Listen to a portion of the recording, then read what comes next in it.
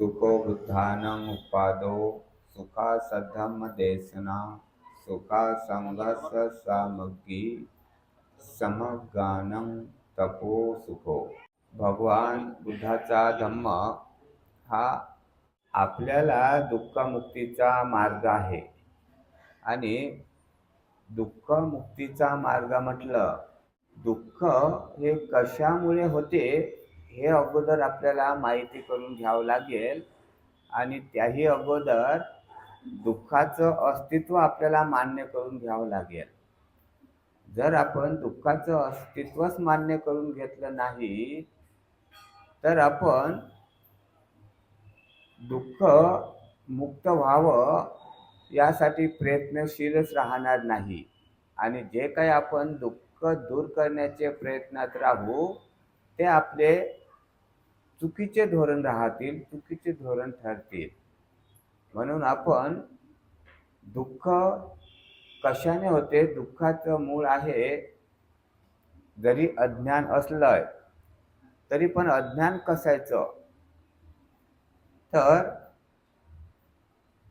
सर्व अनित्य आहे, बदलणार आहे, परिवर्तनशील आहे हेच आपण जाणत नसतोय आणि ते नित्य स्वरूपानं मानत असतोय. म्हणून नित्य स्वरूपानं मानत असतोय. काय काय मानत असतोय का जे आपण आपलं वैभव दिसते आहे, भौतिक वैभव, त्या भौतिक वैभवाविषयी हे असंच असलं पाहिजे, याच्यात वाढ झाली पाहिजे, अशीच आपली एक अपेक्षा असते आणि त्यालाच आपण चिकटून असतोय. आपलं शरीर हे असंच असलं पाहिजे, तरुणच असलं पाहिजे, सर्व बाबतीत आपण आसक्ती असते आणि मग ते निसर्गाच्या नियमानुसार बदलून जाते, परिवर्तन होते. आणि जेवढी जास्त आसक्ती तेवढं जास्त दुःख होते. म्हणजे आपल्याला अनित्याचा बोध नसल्यामुळे, अनित्याची जाण नसल्यामुळे, म्हणजे सर्व बदलणारं आहे याची आपल्याला जाण नसल्यामुळे आपण ते नित्य स्वरूपानं मानत असतोय, समजत असतोय आणि नित्य ठेवण्यासाठी ते प्रयत्नशील असतोय. पण ते आपलं नसते, ते निसर्ग नियमानुसार बदलून जाते. म्हणून जेवढं जास्त दुःख होत असेल तर जेवढं जास्त आपली आसक्ती असल्यामुळे होते. तर म्हणून आपल्याला आसक्ती न ठेवता डोळसपणे नित्य आणि अनित्य याची जाण ठेवल्याने, आणि हे नित्य हे आपलं नाही, म्हणून अनित्य हा निसर्गाचा नियम आहे, तो बदलणार आहे. म्हणून एवढ्या कालावधीसाठी हे आहे आणि आपलं चरितार्थ जीवन चालवण्यासाठी आपल्याला काही साधनाची आवश्यकता असते, गरज असते. म्हणून हे साधन म्हणून मला वापरावे लागेल असं म्हणून आपण आपले जे सुविधा आणि चालण्यासाठी जे आपल्याला आवश्यक आहे ते आपण डोळसपणे जर आपण उपयोग घेतला तर जे नित्य नियमाने बदल पावते, तर त्या बदलामुळे आपल्याला जाण असल्यामुळे काहीही आपल्याला दुःख होणार नाही. ते आपण त्याची जाण असल्यामुळे आपल्याला अजिबात दुःख होणार नाही. आणि म्हणून आपण अनित्य हे आपण समजून घेतलं तर आपलं दुःखावर मात होते. आणि दुसरं म्हणजेच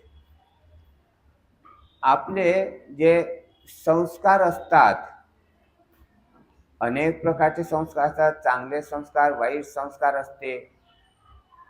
संस्कार आध्यात्मिक आयतनांचे संस्कार असतात, जसे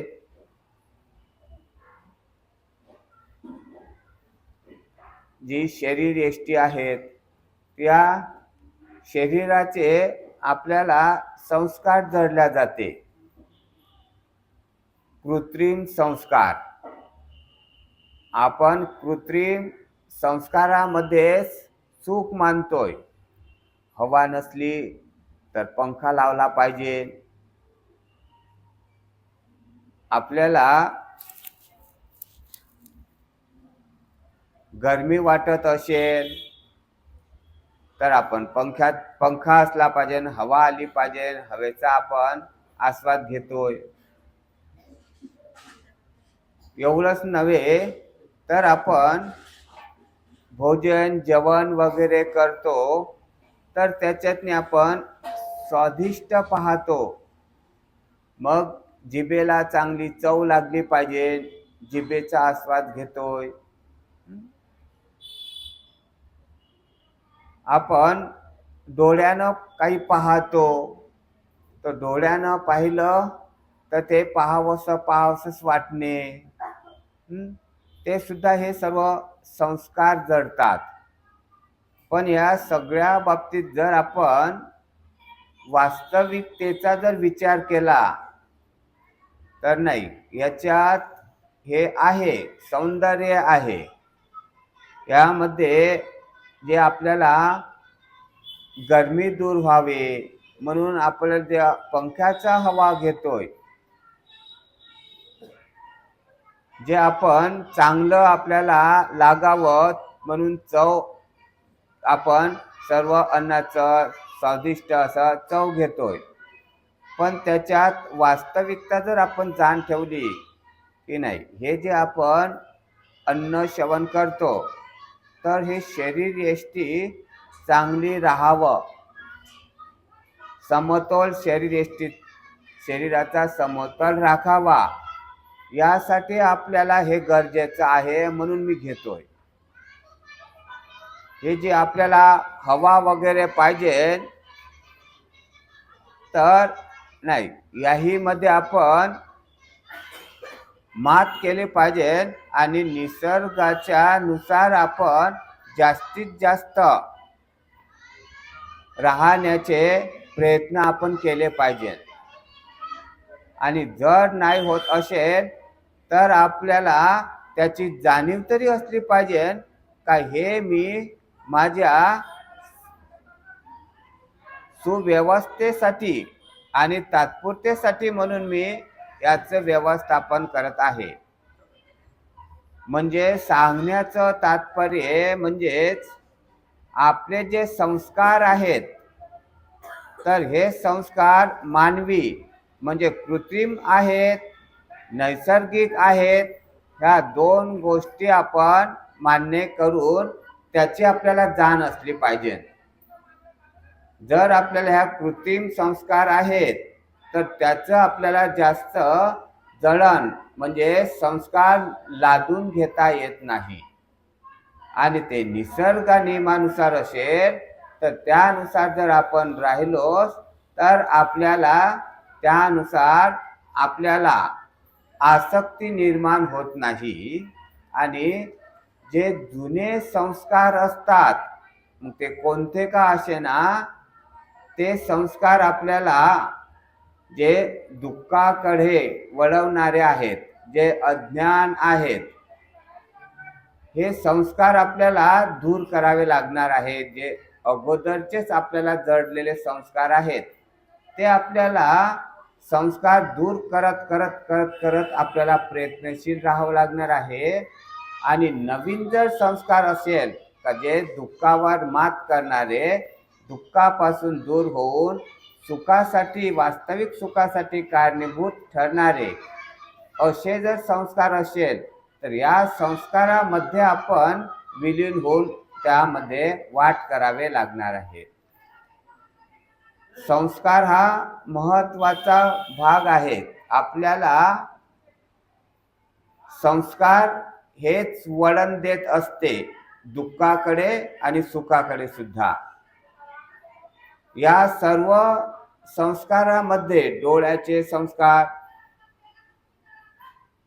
जिभेचे संस्कार, कायेचे संस्कार, गंध नाकाचे संस्कार आणि या सर्व संस्कारापेक्षा महत्वाचा संस्कार म्हणजेच मनाचा संस्कार. आपल्याला मनाचा संस्कारावर लक्ष केंद्रित करावं लागते. मन हे प्रधान असल्यामुळे, मन हे चंचल असल्यामुळे सतत सतत पहारा ठेवून त्याला वळवत राहावं लागते चांगल्या मार्गाकडे, आणि हे वाईट मार्गाकडे जाण्याची त्याला सवयच लागलेली असते. त्या सवयीला संस्कार म्हटले जाते. त्याच्यासाठी आपल्याला स्मृतिमान बनावं लागते, सतत जागृत राहावं लागते.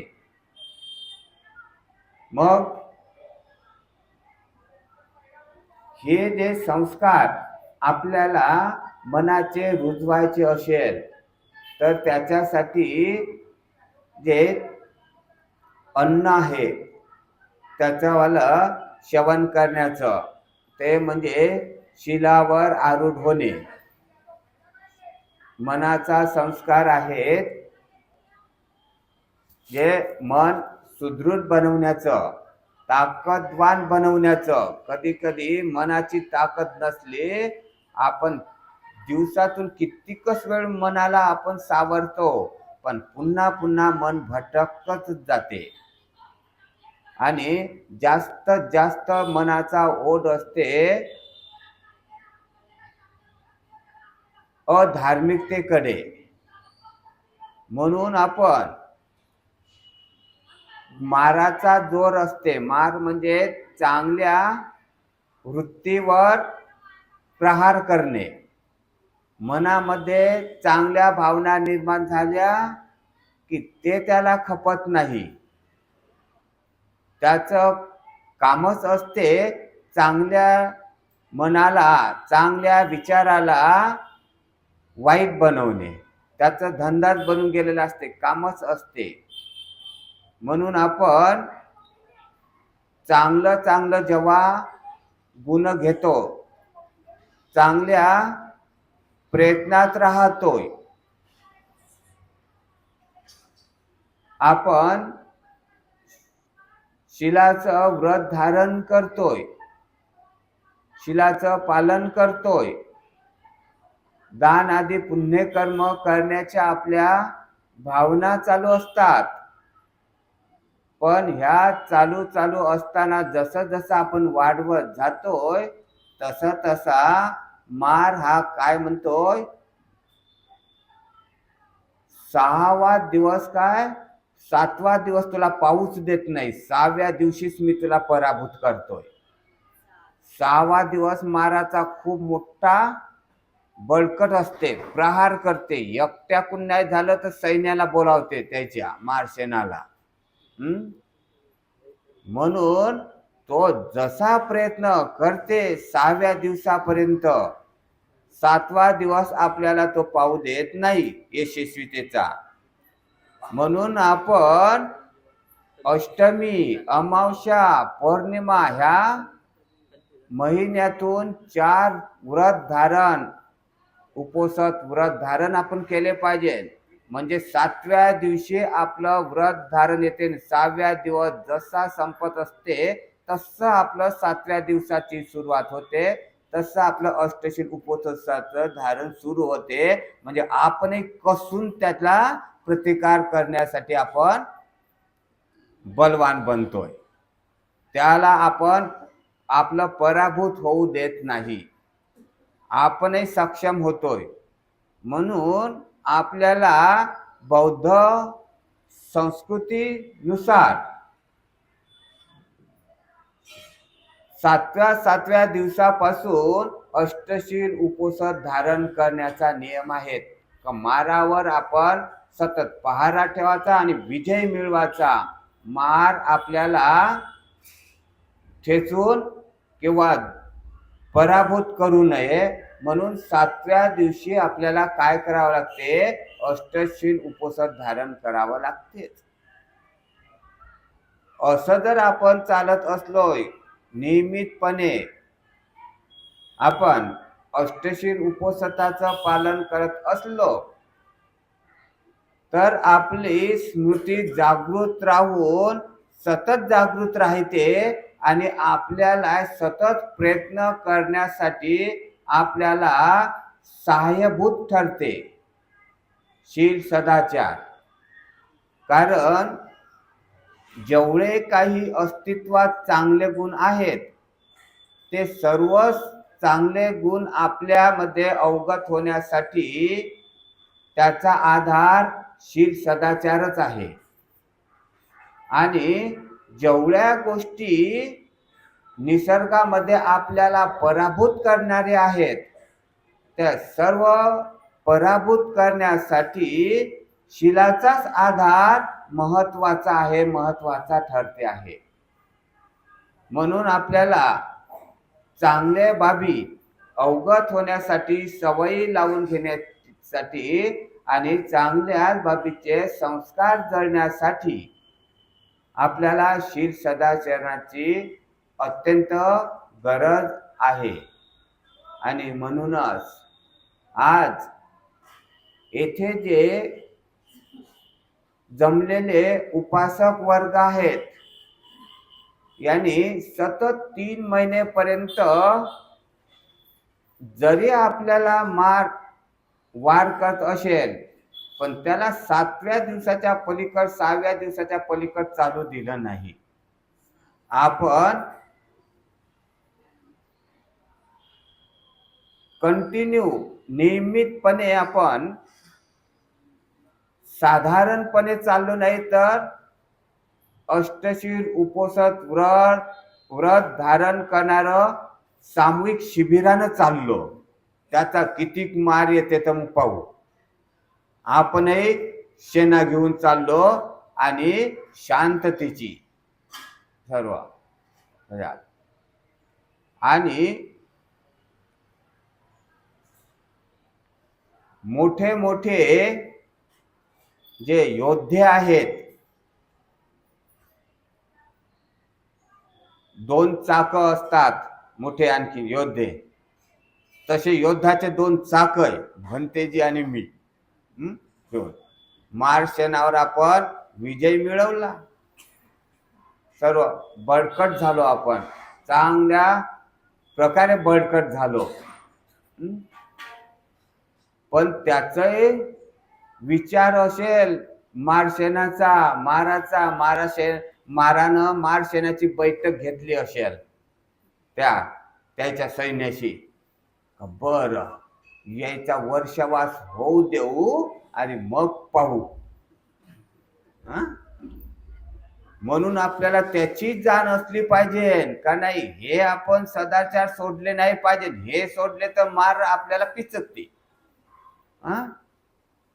मग आपण वर्षावास समाप्ती झाली तरी आमचं ते समाप्ती सदाचारण्याची नाही झाली असं मारायला जर आपण लक्षात आणून दिलं की अरे बापरे हे तर चांगलेच आहे, आपला प्लॅन चुकला असं ते म्हणतील. आणि असं म्हणून ते मग मागे वळतील. जसं मग भगवान बुद्धाचा कसा विजय झाला, बुद्धत्व प्राप्तीसाठी मारसेना पमुज्यती, सर्व मारसेना पडून गेले. अशा प्रकारचं मारसेनाला कायमचं हाकलून लावण्यासाठी आपल्याला सदाचरण अष्टशील उपवासाचं व्रत धारण चालूच ठेवावं लागेल. त्यांच्यासाठी प्रत्येक महिन्यातले 4 उपवास व्रत, अष्टमी, अमावस्या, पौर्णिमा या दिवशी आपण अष्टशील उपवास धारण करायचं. 5:10 मी ऑनलाईन वरून अष्टशील उपवास देतोय, म्हणजे शील देतोय. अष्टशील एक अष्टशील उपोषद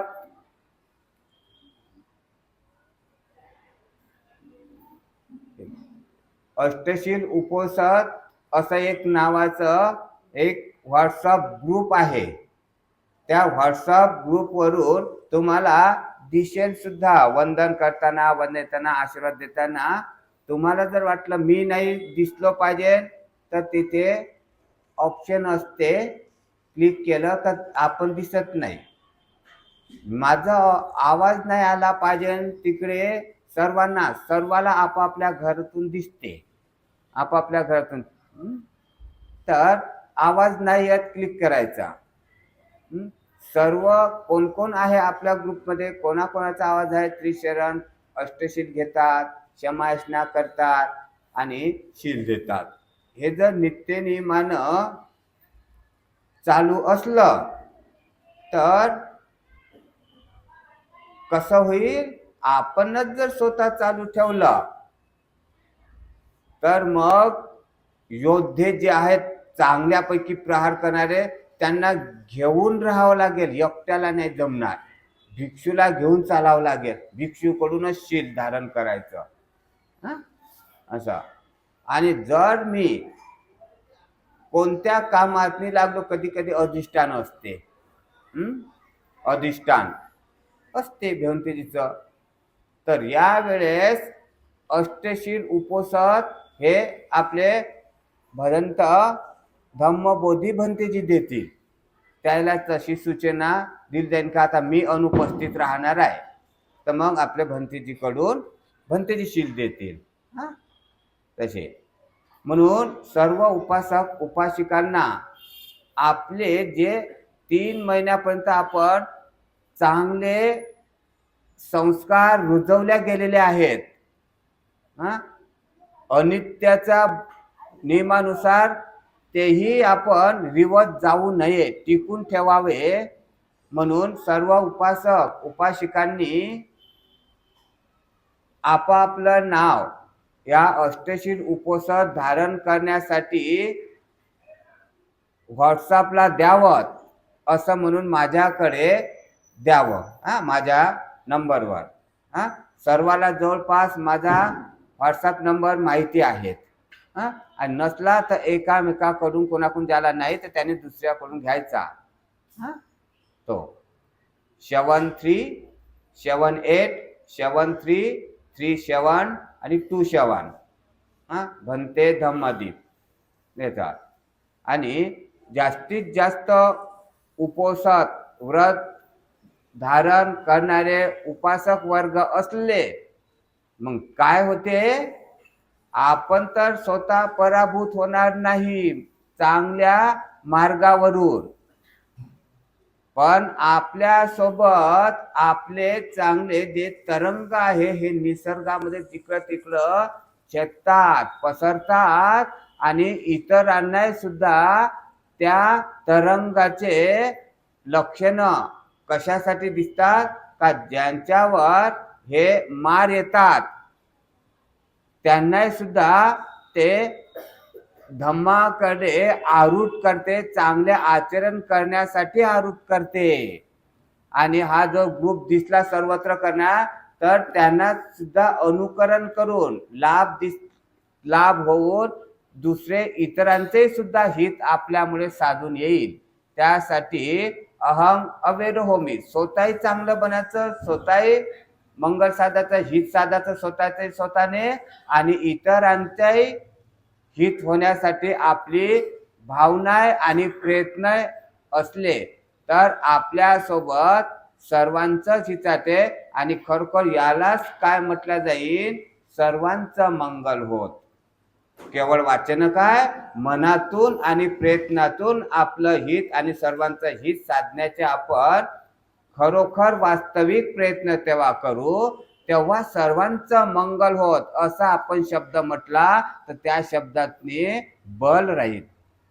म्हणून आपण यांच्याही पुढे जे आपण घडलेलो आहोत, संस्कार आपले चांगले आपल्यामध्ये जळून घेतलेले आहेत, लावून घेतलेले आहेत, त्याचं आपण जोपासना करण्यासाठी अष्टशील उपोषद धारण 7व्या 8व्या दिवशी हे चालूच ठेवावं, एवढंच मी मार्गदर्शन करून थोडक्यातलं प्रवचन पुरं करतोय.